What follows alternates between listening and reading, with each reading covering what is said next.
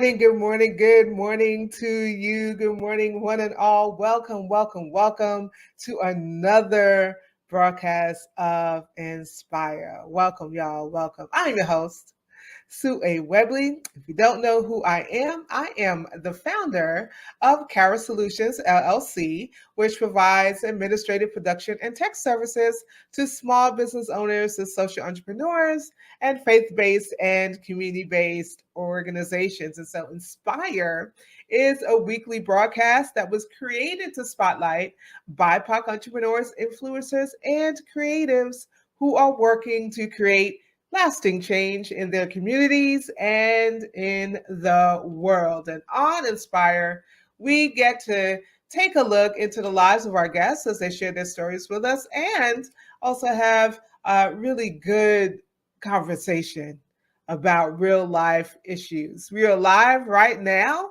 on Facebook. We are live on LinkedIn. We are live on YouTube and on Twitter for now.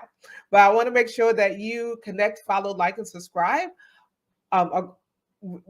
Connect with us, across all of the social media platforms that we are on. So we are on Facebook, Instagram, LinkedIn, on YouTube at Cara Solutions LLC, currently on Twitter at Cara Solutions. And of course, if you want to find out more about us, you can head over to our website at www.cara-solutions.com, and you can find out all about Cara Solutions, all about what we do, and all about Inspire. Also, if you prefer to listen later, if you prefer the podcast thing as opposed to watching it on video, you can certainly do that. I want to invite you to follow us on Amazon Music, Google Podcasts, and on Spotify, and also Bullet in Flight Radio. And we are at Inspire by Cara on all of those platforms. And of course, want to make sure that you get some Inspire swag, some Cara swag. So you can find that on the website at www.cara-solutions.com. Don't forget that hyphen in the middle. We thank Sky Michelle's Teas and Things for always making sure that Cara Solutions and that Inspire has a home. And so if you want a t-shirt, a cup, or something custom made, be sure to head over to the website. We can do that for you. And when you get your Inspire swag, I want you to go ahead and hashtag it. Take a picture, post it, and hashtag Inspire so that we can see you rocking your Inspire swag. So we're going to get into some news right now. And this week's news, and of course, it is somber this week. Of course, Shanquella Robinson, this has been all over social media. And if you don't know about Shanquella, she's a 25-year-old Shanquella Robinson was found dead within 24 hours of arriving in Cabo, Mexico, with a group of friends in quotation marks, right? Friends, right? Who returned back to the States without her. So they left her dead body and claimed that she died of alcohol poisoning. However, not only did her autopsy attribute the cause of death to a broken neck and cracked spinal cord. Oh, goodness. Video has also surfaced of these individuals recording Shanquella's attack, with one asking, "Why won't you fight back?" I don't, these are not friends. These are not friends. As a matter of fact, they're worse than any enemy that Shanquella could have ever had. I mean, there's so many questions, and I truly pray that justice is found for Shanquella and her family, who must now mourn their young daughter, their young niece, right? Their young cousin.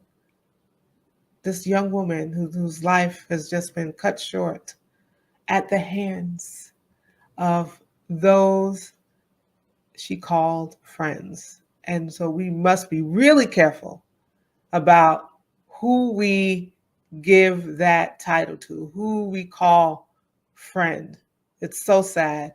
And again, we are praying for all who loved Shanquella as they mourn her passing.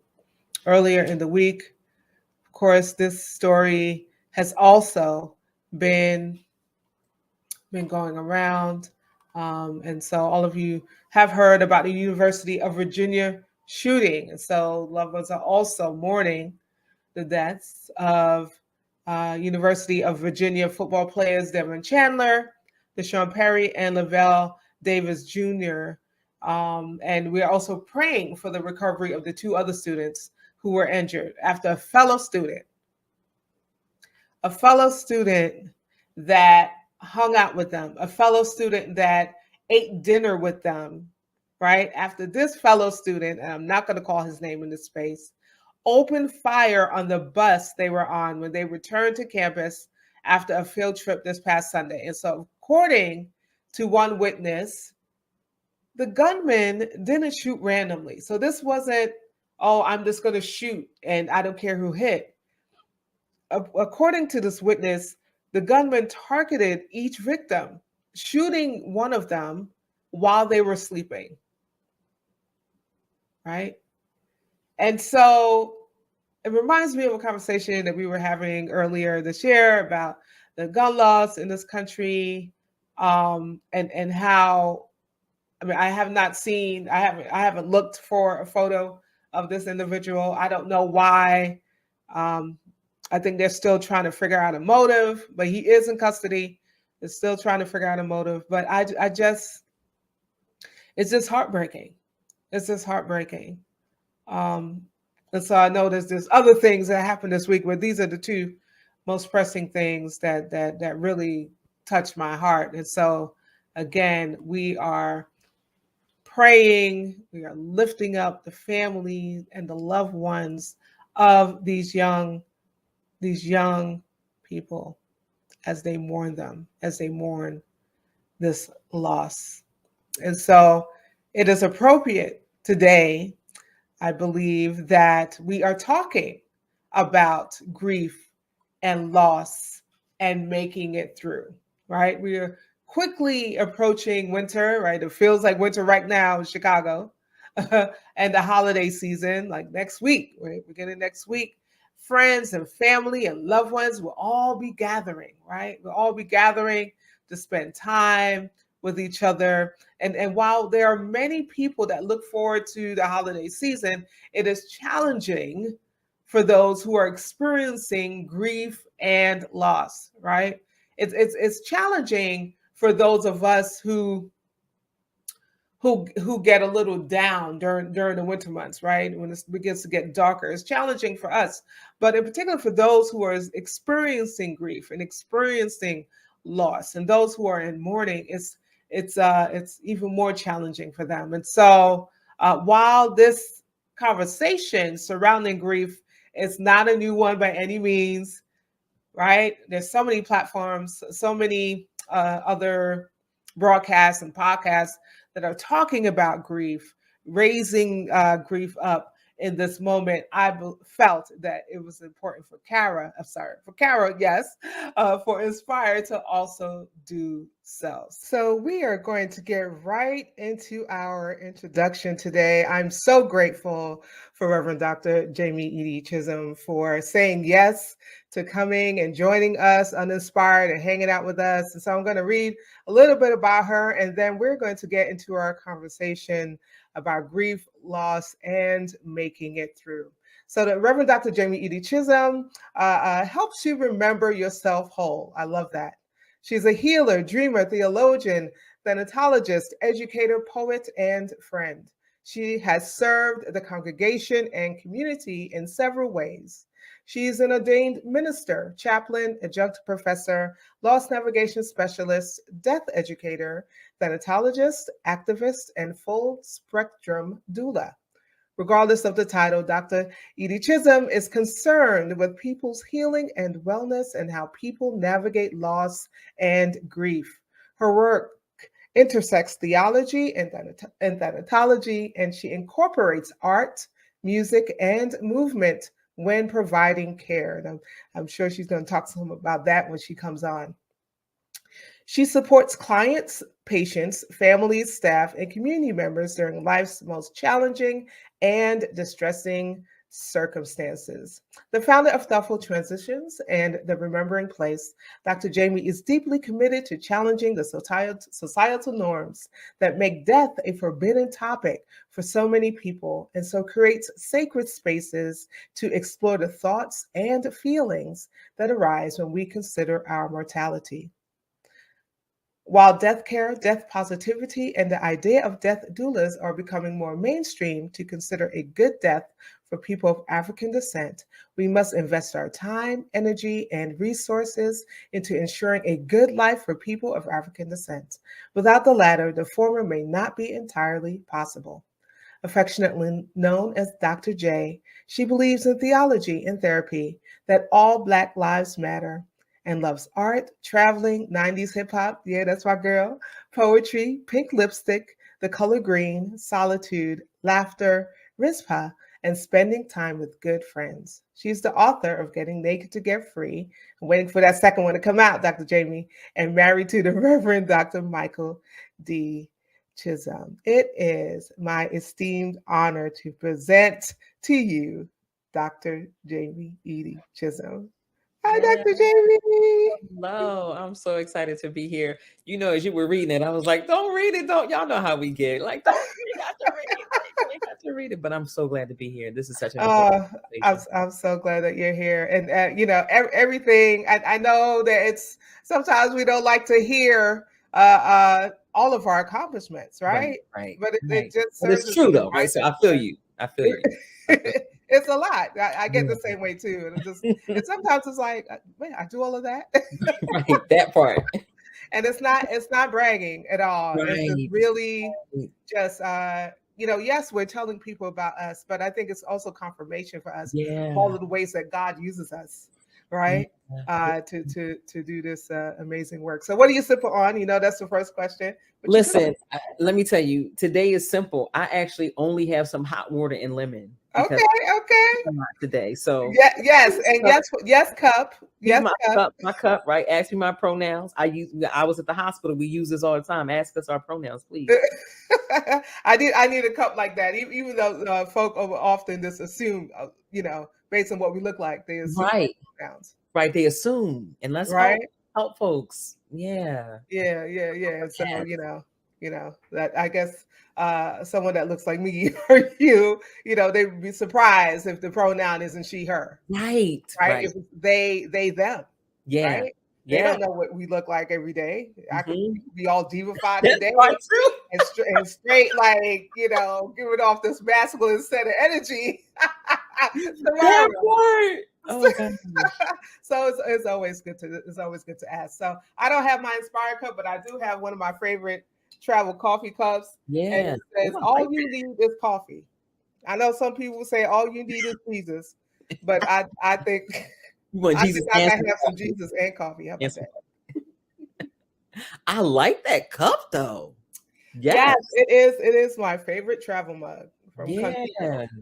Got it off Amazon, and Oh, I like that. I love it so much that I lost the first one that I had and ordered the exact same thing again. So I'm sending you the link. I'm sending you the link. And for those of y'all that want the link, just put in the comments that you want the link to that Yeah, cup, I and like I that. will be sure to make sure you get it. So let's get into our conversation.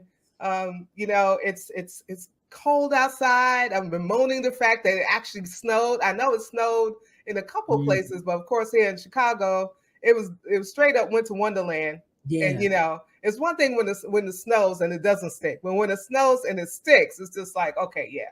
Yeah, I'm not accustomed to snow so early Yeah. in the year, and it's like 26 degrees right now. Yeah, so all right, Chicago, you're doing too much. But The most.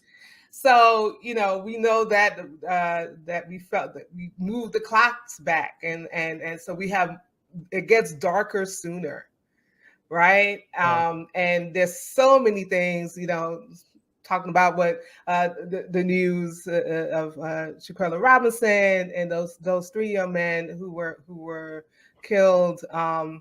earlier this week, and just there's so many things. There's so many things that are happening in the world, right? Yeah. That if you were not in a process, an active process of grieving, it'll make you, right? It'll Yeah. make you grieve. Yeah.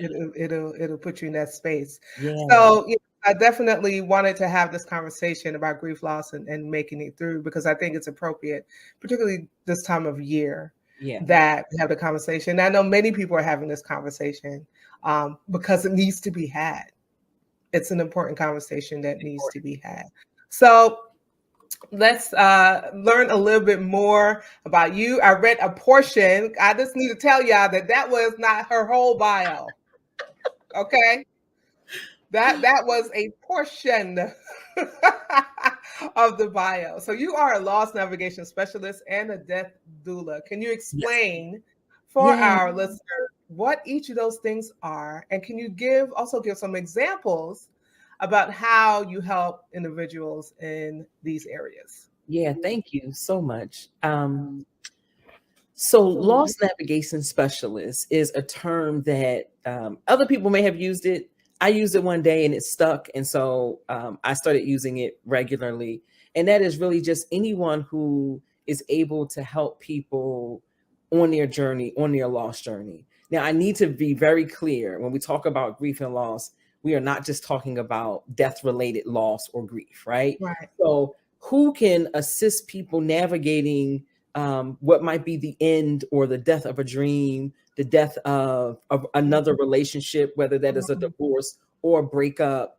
And I'm going back to the dream, the death of a dream. How many of us started out with these dreams, these hopes, and then it didn't come to fruition? And so we might have to grieve what we had hoped for. Yes. We might have to grieve what we expected our life to be. And so that's what I do as a loss navigation specialist. And similar work as a death doula or full spectrum doula, it is, how do I help people think about their mortality, consider that we are not permanent, we are temporary. This whole thing is permanent. And then what does it mean to cultivate what you want to have happen in your last days, months, weeks, and last year? And so that death doula for many people is coming along in the last moment, that last quarter. But for others, we're trying to talk about death in a way that you and I, we don't necessarily maybe not have a terminal diagnosis, but let's talk about what we want in our last days. Right.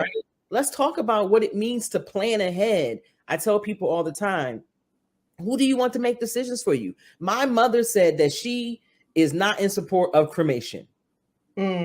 Now, I do not want a traditional burial, which means I have to find a friend who can do what I want to have done in the last days. I love my mama, but she gonna go traditional. Yes. But traditional is not the way I want. And so death doulas are helping people think about, one, the fact that we will not be here in this form, right, forever. Right. And two, what do I want to take place? What kind of life-sustaining treatment do I want, right? Do I want to be kept alive by a machine, right? Right. So even just those things, if I have a permanent severe brain damage and the doctor says there is no recovery, do I want my family to just allow me to be connected to a machine because that allows them to see my face? No, I don't. Right. People get to make their decisions. But as a death doula, loss navigation specialist, I am helping you think through those things as it relates to your end of life. I'm helping you process grief, helping your loved ones process grief. But in loss in general, what does it mean to come alongside people to help them process loss? And you named, right? I'm so glad you did. We like to name the people. So you named Shanquella Robinson. We named Devin Chandler. We named Lavelle Davis. We named Perry.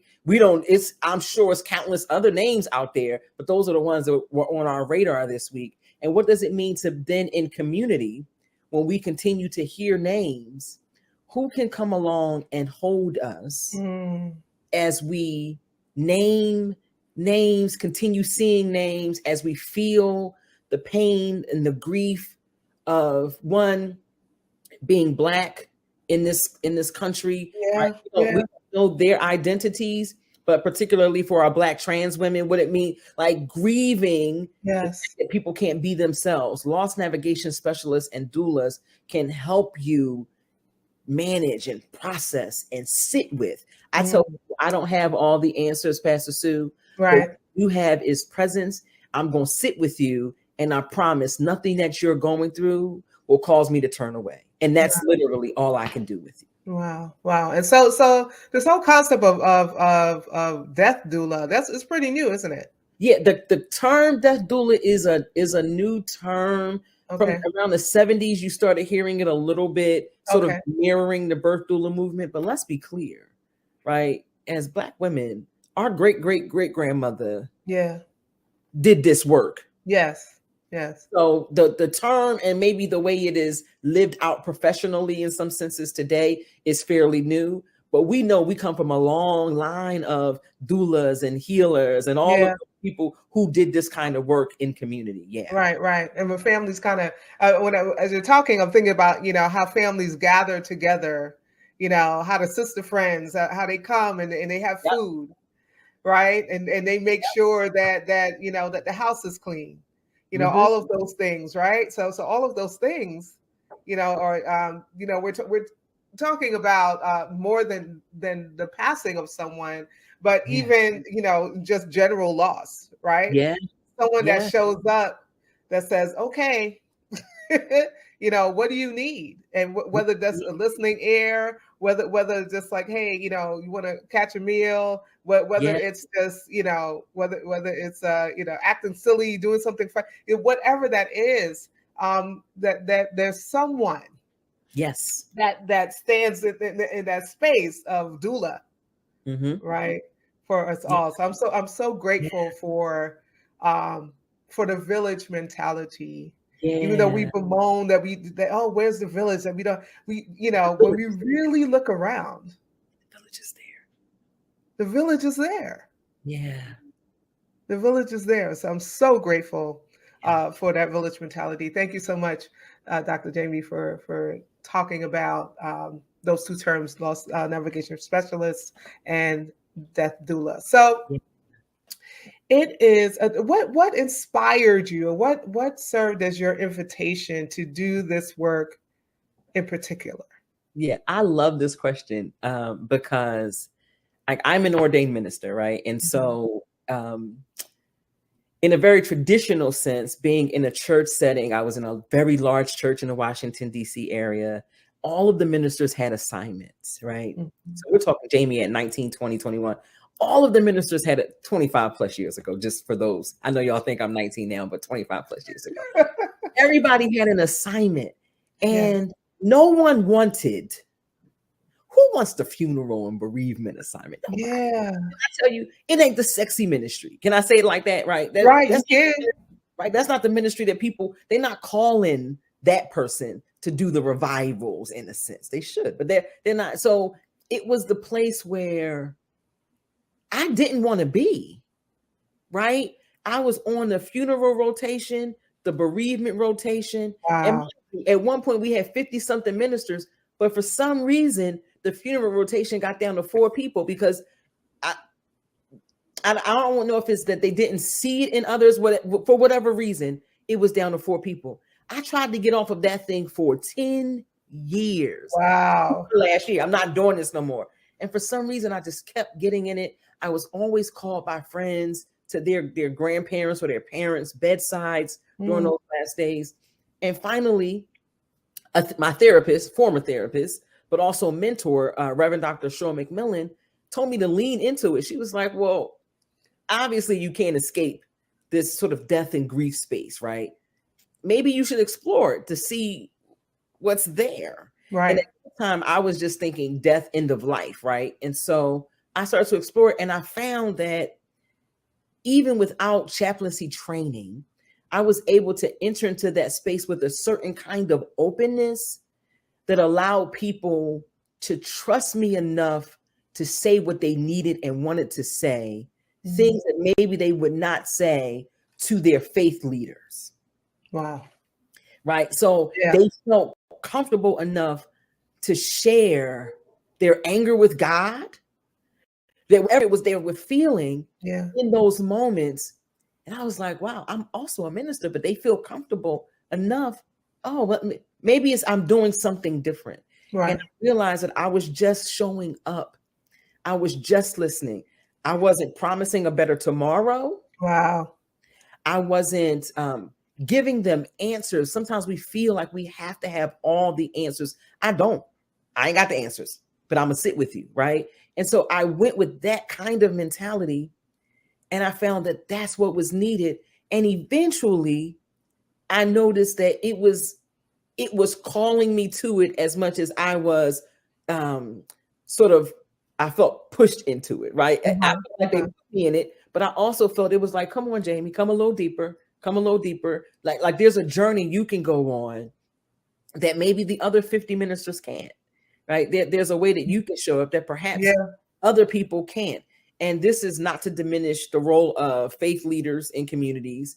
But one pastoral care course during your MDiv or your theological training is not sufficient, right, to navigate trauma or grief. And so it was calling me. I was pulled to it. Somebody placed me in it. It was all of these things happening at the same time. And then as a young person, sort of to add this other element, I would dream. I still dream, but not in the same way I did when I was younger. I would like to dream like that again. But I would dream, and some of the dreams were like person X. I would dream of their transition. And I would wake up like, wow, this person is, and I would know it. It was a dream, but I would know it. It wasn't a, oh, wow, like, but it was, I know this person is about to transition. Like that dream, I know it. I know this is real. And so that's that part maybe not every person who does this work experiences. Right.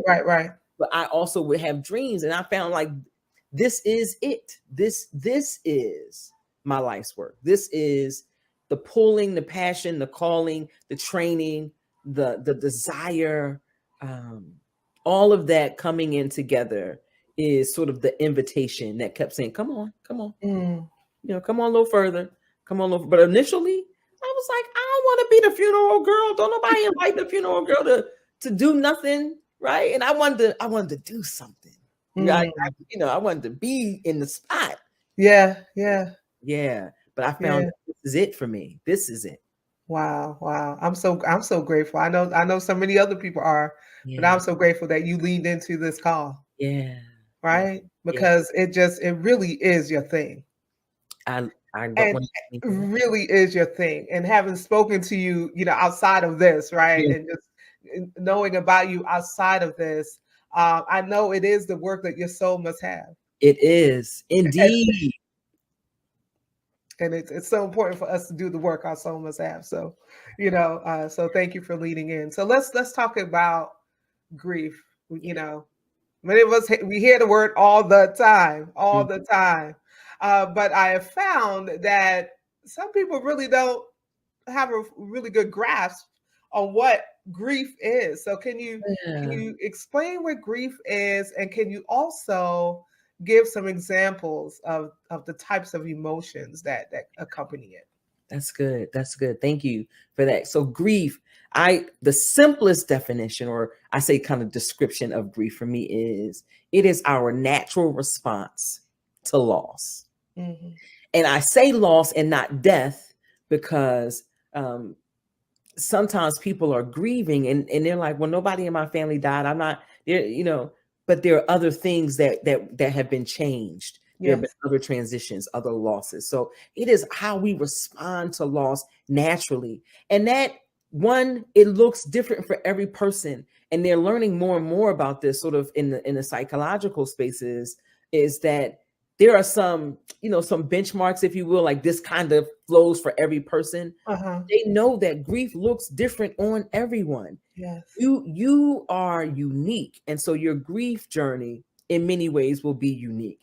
Now, when you are grieving, when you are responding to your loss, there are so many different ways that those responses show up in our lives, right? So for some of us, it's a somatic response. It is, a physical response. Something happens in our bodies. That could be that we have excessive tiredness, or perhaps this sort of anxiousness that works its way through our body, where we need to move, we need to move, we need to move.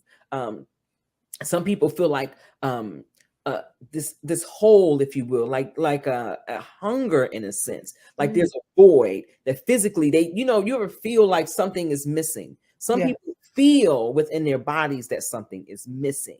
Other ways, behavioral changes, sleeping, lack of concentration, irritability, and this varies from person to person. Those are some ways. But then let's talk about the ways we feel, right? Yeah. Sadness, anger, and it's okay to be angry, right?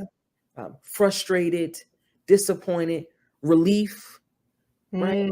All of those ways that might come about, might make themselves known as we are grieving. It is all okay, right? I even have my t-shirt on, right? And hopefully, like it says, it's okay to admit you're not okay. Yes. Right? Because as we are grieving, we're not okay. We're not okay. We're sad. We're trying to figure out why I'm crying all day. Why am I angry? Why do I feel confused? Why do I feel like my life has ended? All of the ways that that we respond to our losses. And so it can be the physical, where you feel like you're sleeping more. It could be the sadness that's hitting you. It could be the lack of concentration. It could be the tightness in your throat. All of those things can be part of your response, part of your reaction to your loss. Yeah.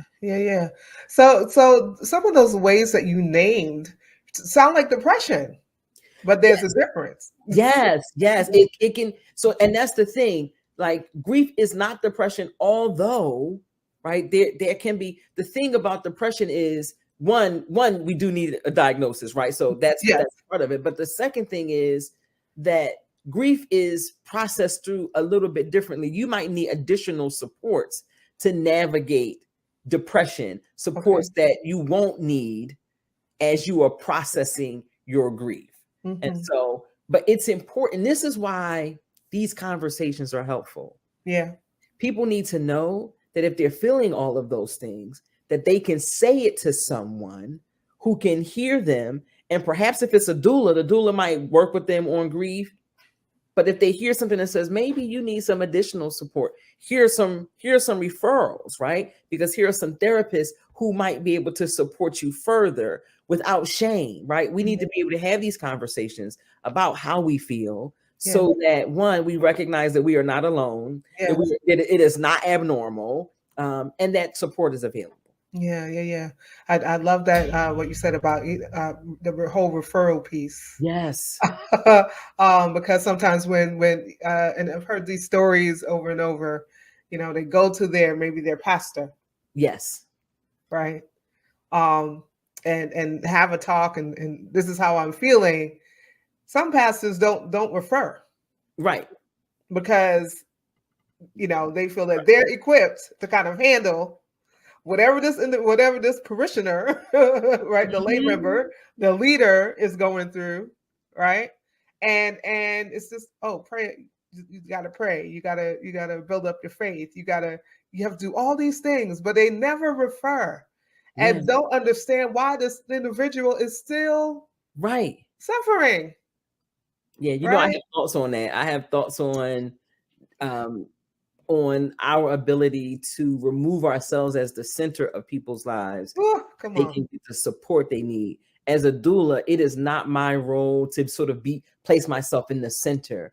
I might share resources, I listen, I even guide in some ways, but ultimately it's your journey. And the most important thing is that you get what you need on your journey, even if that means, especially if that means me removing myself to place you in someone else's hands, in a sense, because it is about your well-being, not whether or not, Jamie's my doula. No, it is your well-being. And even if I have to refer you to another doula, because they can relate to you in ways that maybe I can't. Right. Whatever it means, referrals save lives. And so I need us to stop centering ourselves as we are trying to support people through whatever kind of grief or trauma or loss that they are trying to navigate, so that they can get the healing they need, which might mean at the end of the day that in some senses that they might need us, if I can say it that way, less. They may need us less. Right. And we have to recognize it's okay for them not to need us in that way, but to want to be in relationship. Our need to have people need us, right? To harm people, and to not create healing environments. Our need to be needed in a certain way. And so what does it look like as a doula, as healers, as pastors, whatever role, to decenter ourselves so that people can get the help that they need, wherever that help can be found? Listen, I need to pass the offering plate on that. Oh, decentering ourselves. I love it. So what are some of the, thank you so much for sharing all of that. What are some of the common misconceptions in your experience, right, that you've heard about grief and that mourning process that follows it? One, we think that there is a gendered response to grief. And so we have expectations of how people will respond based on what we believe is their gender. So I want us to just look at people sort of as an individual process. The process is driven more by your grieving. The way you process and navigate grief has everything to do with sort of your personality, your history with loss, your current coping skills. All of those things influence how you grieve. So that's one thing. And I think it's important for us to know that in grieving, one of the things that we give people a timeline, and forcing people to process, in a sense, grief within a certain time frame is also harmful. Forcing people to, I have no problems with Elizabeth Kubler-Ross's work. I do want us to not center it in the way that we do, because people often think that they have these stages and then they're moving this way, and they get to a space where I should be. Stop shooting on yourself, right? I should be here by now, because I was already bargaining. I was already in denial. I should be here. I think acceptance is somewhere in the middle, and we kind of float in and out of being angry, accepting, being in denial, accepting, being in denial again. We float in and out of, if you will, those stages that we've heard about. So the stages of grief, as we have often been sort of taught is, I say that's sort of a myth, right? That we don't process grief in that way. So that gendered way that we think people process grief, the stages of grief is a challenge. And then as it comes to mourning, so mourning is often used to describe sort of the period where our outward expression of grief is shown, right? And one of the myths or misconceptions there is that if a person is not outwardly expressive, that they are either not grieving, not feeling, right? That they must be. You must be. You. What if I'm smiling and I laugh? Like, people are like, why are they laughing? They're not showing sadness, because we want you to look a certain way in your mourning period. And the truth is that people are going to express this differently. And that some of us are going to look sad for a moment, but others of us may be holding on to all of the joyful memories, and that might make us smile. And there are some people who they don't really cry for anything, yet we want them to weep and fall out at someone's death. They don't cry for anything. That's just not how they process. The myth that everyone ought to be processing in the same way, in the same speed, is a misconception. Yeah. And I think one of the last things I'll say is sometimes we think that because our relationship with someone was not great. Mm. For example, and my father is still living, right? But when my father was in a car accident several years ago, and we didn't know if he was going to make it. Me and my father at that point hadn't spoken in like, I don't know, 7, 8 years. At that point, he was in that car accident. My heart broke. Wow. Because I didn't know if he was going to make it, right? They didn't. They were like, he might not make it. I went and stayed at the hospital for days. And this is a man that I'm telling you, I didn't talk to him for at least 5 years. Maybe it was less than 7, but at least 5 years. I didn't say hi to him. I didn't. So it wasn't as if our relationship was such that we communicated regularly, that maybe we thought about each other. I don't know, but it certainly was not what one would call, we were estranged by definition. And sometimes we think that because the relationship is estranged or because the relationship was toxic, that when the loss occurs, when the death occurs, that we will feel like maybe I won't feel because we're estranged or toxic. No, you still experienced a loss. And so acknowledging that loss is based on sort of this deeper connection, not that we're still friends, but if there's something in here that resonates as connection, then when the loss occurs, I still may need to grieve because of the. And so sometimes people look like, my dad just died. I didn't even talk to him. Why am I so sad? You're grieving. Wow. It's okay. Wow. You're grieving, right? Giving yourself permission because we think we shouldn't feel because we didn't, right? But no, that's not how it works at all. So those are just a couple of that I would name for the people. Oh, thank you so much. We're going to take a really, really quick break and then come back with some more of this rich discussion. I appreciate you so much, Dr. Jamie, and I will see you in a minute.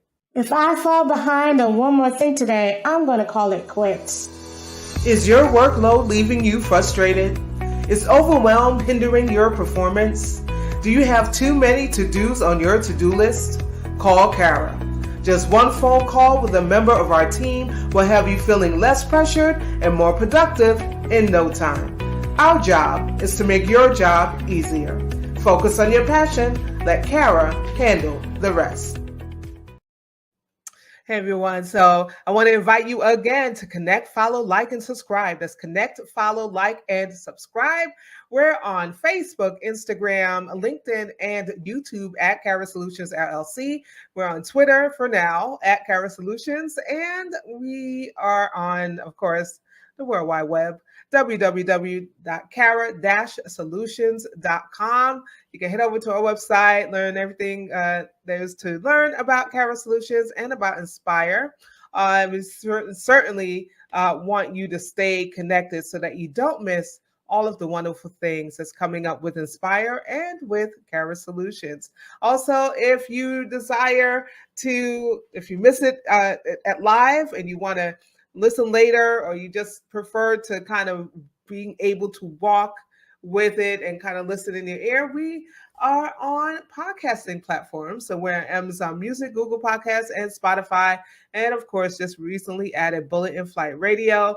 So these are 4 areas where you can go. Please follow us in all of the places that we are on. Again, I want to encourage you to head on over to the website, get some inspiration swag, get some Kara swag. Again, that website is www.kara-solutions.com. Don't forget that hyphen. Don't forget that hyphen in the middle. So we have t-shirts and cups and other things.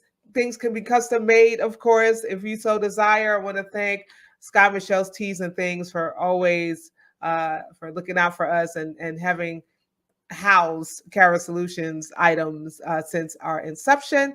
And I want to remind you next week, oh my gosh, I'm so excited about next week. Well, not only is it my birthday, so it's my birthday next Saturday, but we will have with us Reverend Dr. Shakima North, who's a preacher, teacher, and advocate for children and youth. And we're going to be talking about how are the children combating youth housing instability and homelessness. Listen, if you work with young people, if you desire to work with young people, if you're wondering what you can do to help combat and eradicate even the issue of unhoused youth problems with that, please join us next week. Please join us next week. I know that Dr. Shack, or Pastor Shack, as she's affectionately called, is going to be dropping some words of wisdom. It's one that you do not want to miss. We're going to get back right now into our conversation with Dr. Jamie Eaddy.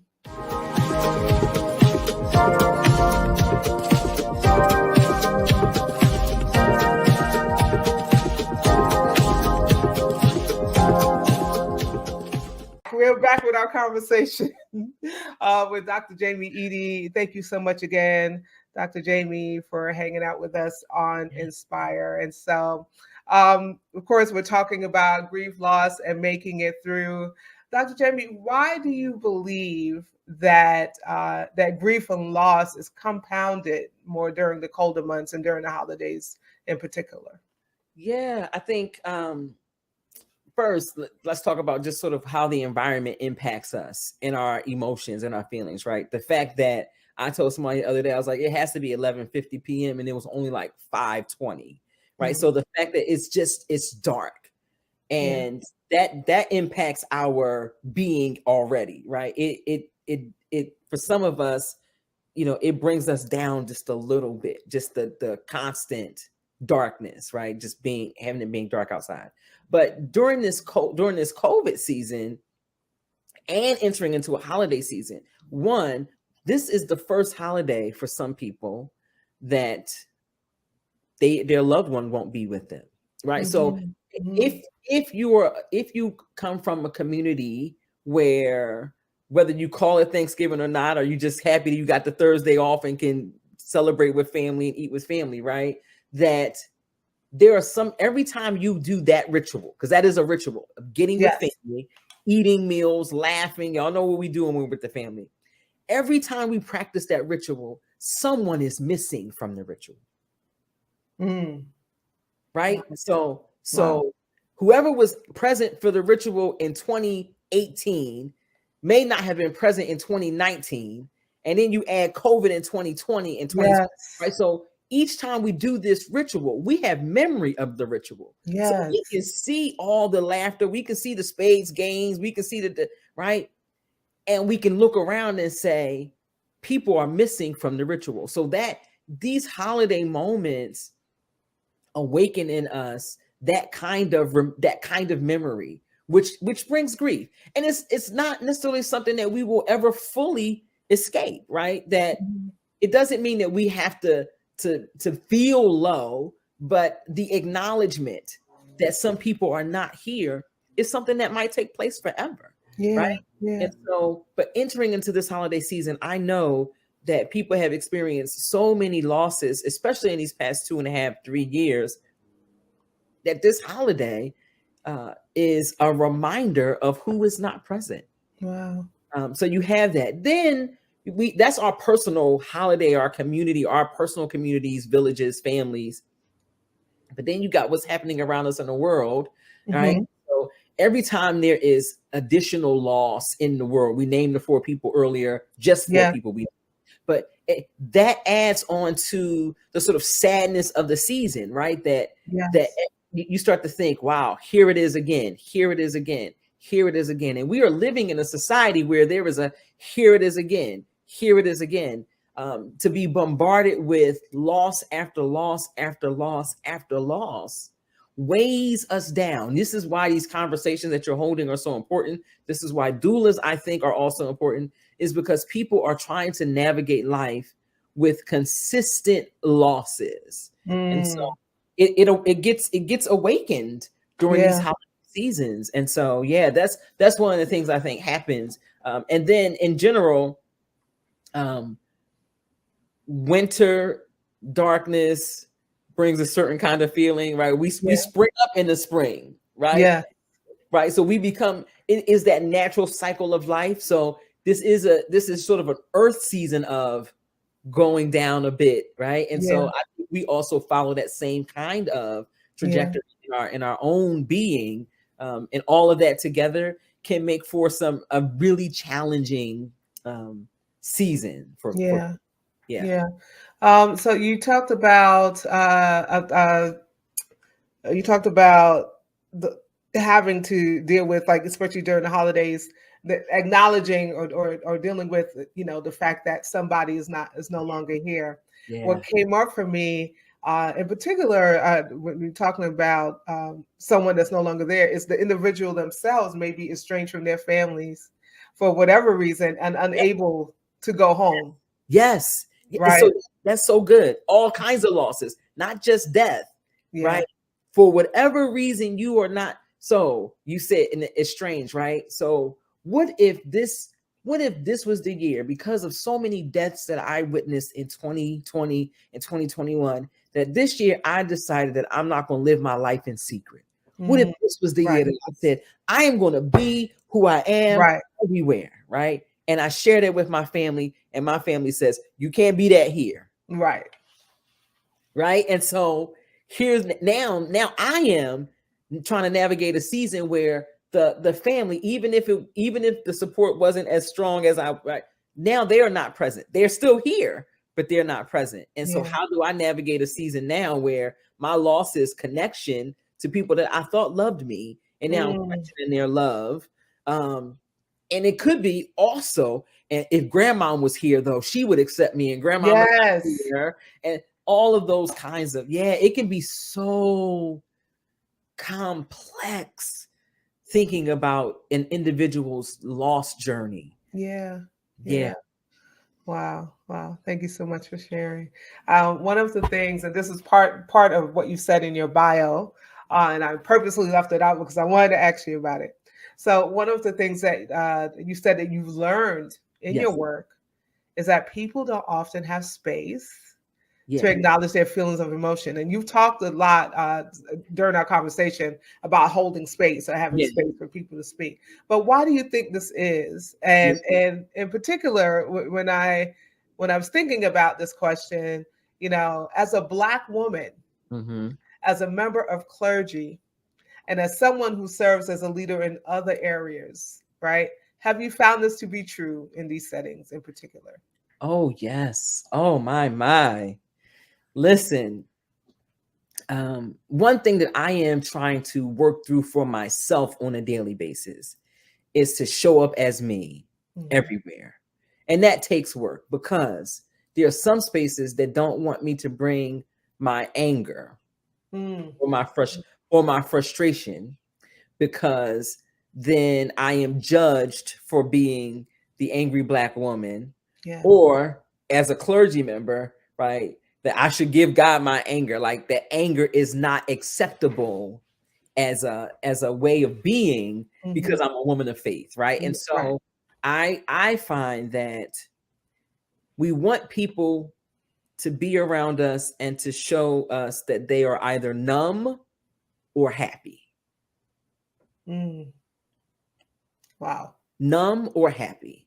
And I am refusing to be either of those. Now, if I have joy, yes, but in terms of forcing me to play out a certain role, I am refusing to be numb. If I'm angry, I am angry. Now, if the numbness comes because I'm processing anger and all of that, that's a different kind of thing. But I'm talking about the numb where I'm not allowed to feel.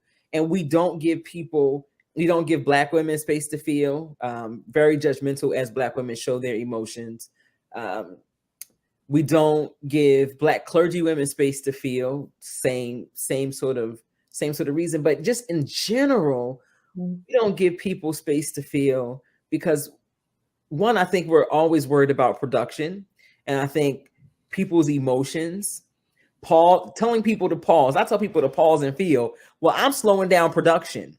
And let's just be real, right? So all against the system that we're living under as well. Yes. We want people to produce. And you ain't got time to sit here and talk about feeling sad. I need you to get the widgets out. And so what does it mean to to sort of deconstruct that kind of space for people where we are not so tied to production that we forget to allow people to feel and to be. And so I think that's, and in a faith space, it is, we are comfortable with people expressing joy. We are not comfortable in church. Wow. With anger and lament and disappointment and I don't have the answers, and we're not comfortable with those. And I'm saying this generally. Please don't add us if you're a church where you're comfortable. We get it. We're happy. Right. In general, people are not comfortable, so we rush you. Even if you feel broken, if you are traumatized, we move you so quickly from that period till you got the victory, without allowing people to process all of the feelings that come from being human. And I think that's victory. I think processing your emotions is victory, right? And so, I have witnessed that we don't give people space to be human. We want people to live in this sort of unrealistic, unreasonable, everything is all right. Not, I am believing that things will be all right. But right now, I'm not okay. Right. Right. We don't want you to not be okay. I'm not okay. And it's okay. And that is okay. Right. It's okay to not be okay. I mean, we rush Jesus to right. We rush Jesus to the victory, right? Which is after the cross, right? And we, even as we talk about that road, that journey to the cross, in so many ways, we don't acknowledge Jesus's humanity. Right. That's the relatable part. Right. That's the relatable part. Yes, I get that, and depending on what your own belief system is and what your theology is, whether he died for our sins or whether he was, murdered, whether it was state sanctioned, execution, we rush Jesus to victory. Yeah. And so what about all of those things that took place? What about these Saturday? human things, right, that took place, the lies, the betrayal, all of those things that took place on, the wanting to give it back. Right. Like, I don't want to do this. Right. Normalize that. Normalize that. I wish we would. I ain't got to want all of the things that, here's the thing. I don't want all of the burdens I've been through. And the truth is, I don't think that I had to go through some things to feel and to do. I think that some people did some foul stuff in my life. Yeah. And I have learned how to get over it. We ain't got to tell people to be happy about everything they've been through. I'm not happy about that. Yeah. But I'm still here, right? Yeah. To be happy that I'm here, but I ain't got to be celebrating what happened to me. No. Ooh, that's so good. Oh my goodness. Yeah. We need to have a whole nother conversation.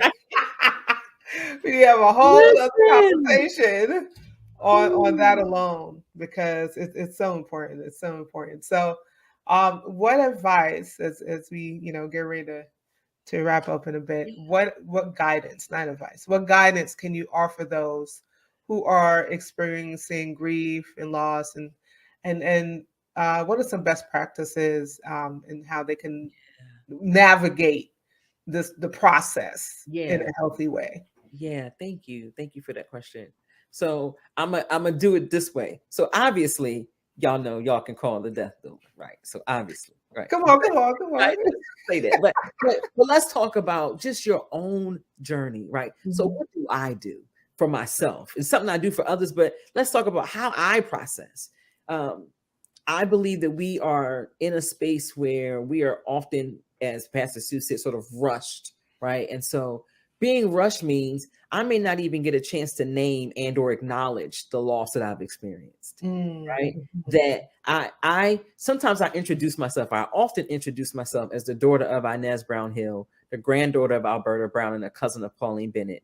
Alberta, my grandmother, and my cousin Pauline died in 1995 and 89 respectively. But I named them in all of the spaces I'm in because they're still a part of my life. So for some of us, we literally just need some space to do some naming, to have the people and perhaps things that we feel we lost named and acknowledged. We need somebody to hold space for our naming ceremonies. I need to be able to name the people that I was journeying with in 2022 that are not here, whether they are not here as a result of death or broken relationship. I need Yes. to be able to name it and know that I'm not going to be rushed or shamed. So how do you do this, right? I think some of us just need to be able to name. So do you have a community where you can literally just say, y'all know, I've had a lot of losses in these past couple of years, and here's what I've discovered, and name the people, right? So naming that's one thing. The second thing I would say is it's time for us to be reacquainted with what it means to feel, what it means to be human. Mm-hmm. And so this, I got it, everything's all right. That strong Black woman myth, one word, like we can't pause to feel.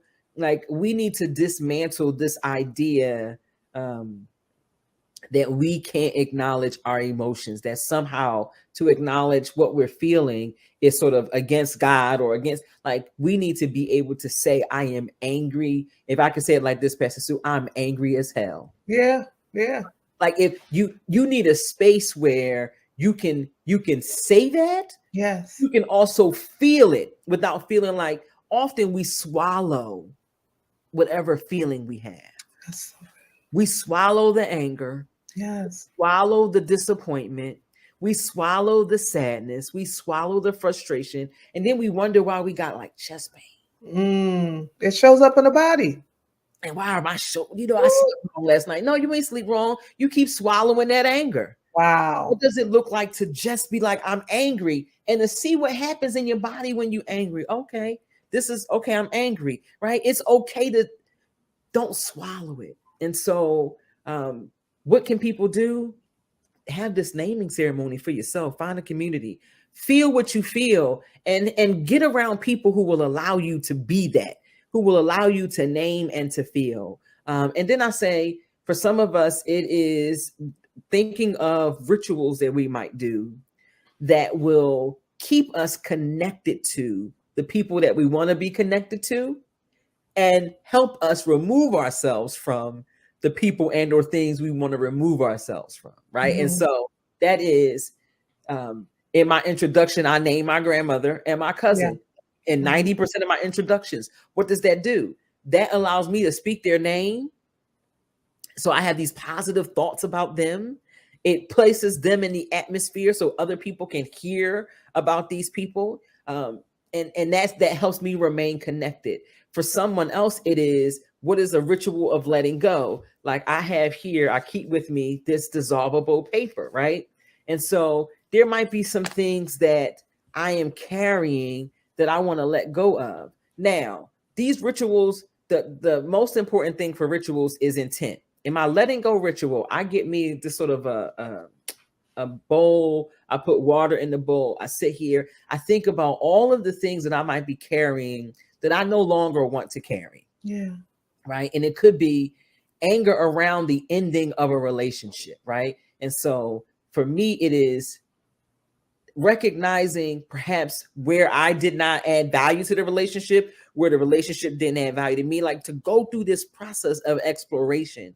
And then I might drop this piece of paper inside the water, right? And again, that ritual is only as powerful as your intention. Yeah. So dropping it in the water and watching the paper dissolve does nothing if you are not committed to honoring the intention that you set. And so for some of us, it is being able to name our losses, being allowed to feel in a safe space without shame, but also designing rituals for our lives that allow us to remember people that we love, to keep them very present in our lives, but also to let go of things that might be preventing us from living our full lives and living in connection with them. So those are just a couple of the ways. And I always recommend getting support.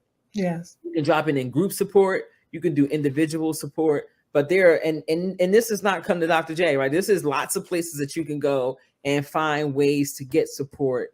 But the main thing is know that you are not abnormal because you are feeling this way.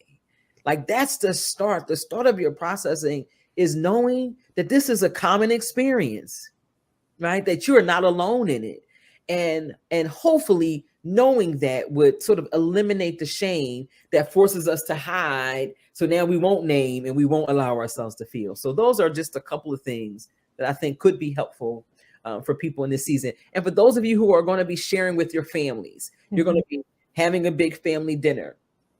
If there's someone in your family, your love that's chosen or biological, and there's someone who is not here this year, and if this is appropriate, say through death, right? They're not here this year. What would it look like to invite everyone to come in with their favorite story of the person, right? So that as we are sharing dinner, that we have story moment. And in that story moment, I get to tell how, talk about my uncle. This was years ago, like how Uncle Lafay did X, Y, Z. Y'all remember when Uncle Lafay, he swore the Bengals were the best football team in the NFL.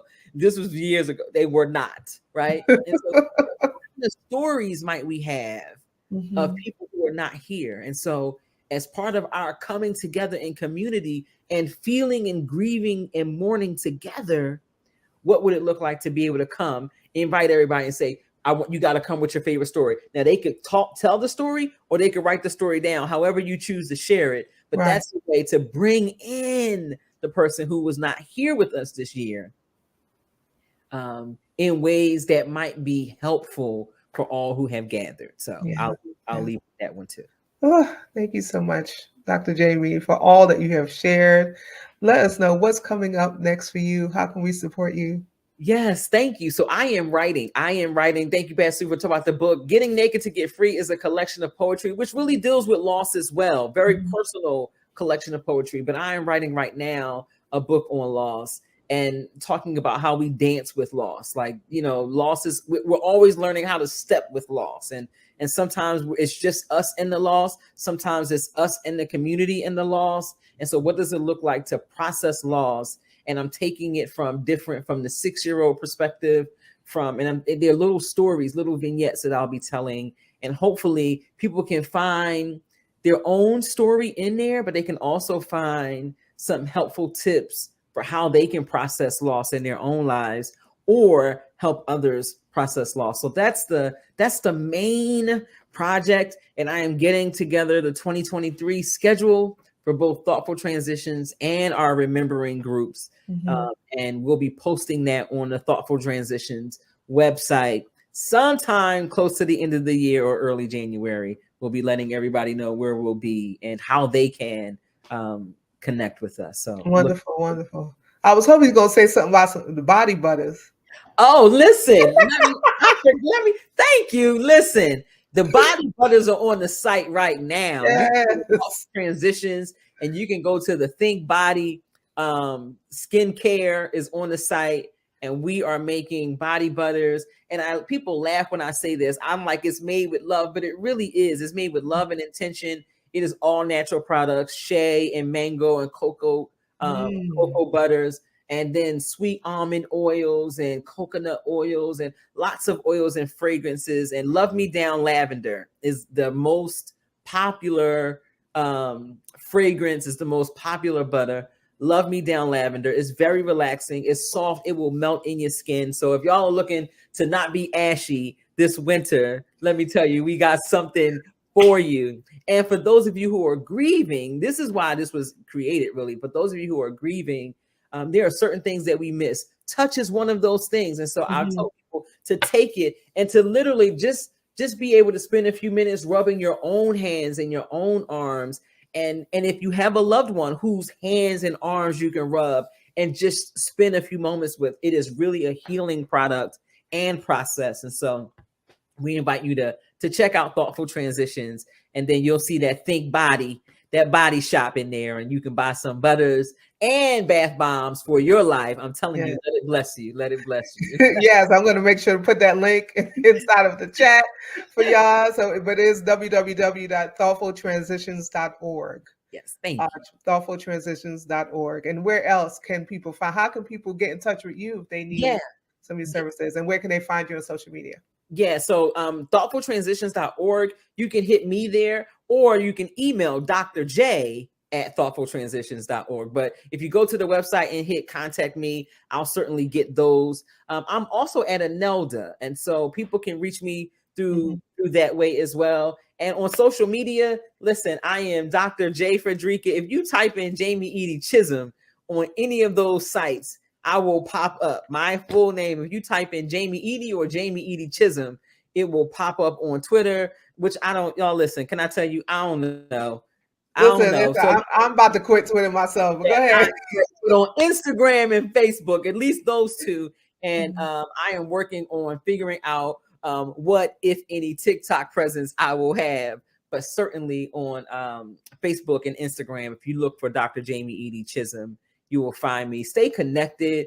Let's talk about this loss. Let's process grief together. Let's be healthy and whole together. And healthy and whole doesn't mean that we don't have moments of sadness or disappointment or anger or frustration. It just means that we recognize our humanity, and we recognize that all of this is just us being human, and we give ourselves space without shame to be exactly who we are, knowing that we are loved regardless of whether or not anybody like us, right? That we are just loved because we are here. And so I look forward to connecting. Thank you so much, Pastor Sue. Listen, thank you. We gotta talk again. We gotta talk again. Yes, we will have you back. And again, thanks for joining us here on Inspire.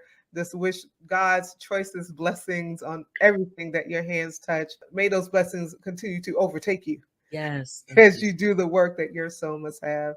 Thank you again, Dr. Jamie, and we look forward to having you back again. Thank you. Peace, y'all. So thank you again for joining us. I want to make sure that you connect, follow, like, subscribe. Connect, follow, like, subscribe. Again, we are on Facebook, Instagram, LinkedIn, and YouTube at Cara Solutions LLC, at Cara Solutions on Twitter. And as always, you can head over to our website at cara-solutions.com to find out all about Cara Solutions and the services that we provide. Please follow us on these podcasting platforms: Amazon Music, Google Podcasts, Spotify, and Bullet in Flight Radio. And don't forget to join us next week. Yes, next week, Saturday, is my birthday. Woohoo! It is my birthday, but we are talking to Reverend Dr. Shakima North, preacher, teacher, and advocate for children and youth. We're talking to her about combating youth housing instability and homelessness. How are the children? How are the children? That's the question that we're going to be pondering and talking about during our conversation next week. Please do not miss this conversation. It is, many of you may not know, but November is National Youth Homelessness Awareness Month. And so we're going to end off the month of November talking about this very important topic. Listen, again, I'm so glad that you joined us. I'm so glad that you hung out with me in particular on this good Saturday morning, or that you're listening on Spotify and on Amazon Music and Google Podcasts afterwards. Thank you so much. I want you to enjoy your time with your family, right? Whether you're celebrating Thanksgiving, whether you are celebrating Indigenous Peoples Day, whatever you're doing, I want you to be safe. I want you to enjoy yourself. And if you do not have someone to reach out to, someone to talk to, if you're estranged from your family, listen, I want you to know that I'm here, right? You can follow me. You can find me at Sue A. Webley everywhere. You can find me at Sue A. Webley everywhere. If you need someone to hold space for you just to talk, reach out. If you can't find me at Sue A. Webley, you can find me at Cara Solutions LLC on all of those platforms that I mentioned earlier. You are not in this by yourself. You are not alone. You are not alone. And I want you to know that someone is here to hold space with you, hold space for you. Dr. Jamie said it herself before she left. She is also available to you. You can find her, Dr. Jamie Eaddy, on all of the social media platforms, or you could also look for Thoughtful Transitions. You are not alone. You are not alone. I love you, and there's not a thing you can do about it. I look forward to seeing you next week. And until next time, I want you to stay lifted. I want you to stay motivated. And most of all, I want you to stay inspired. God bless you, and I'll see you next week.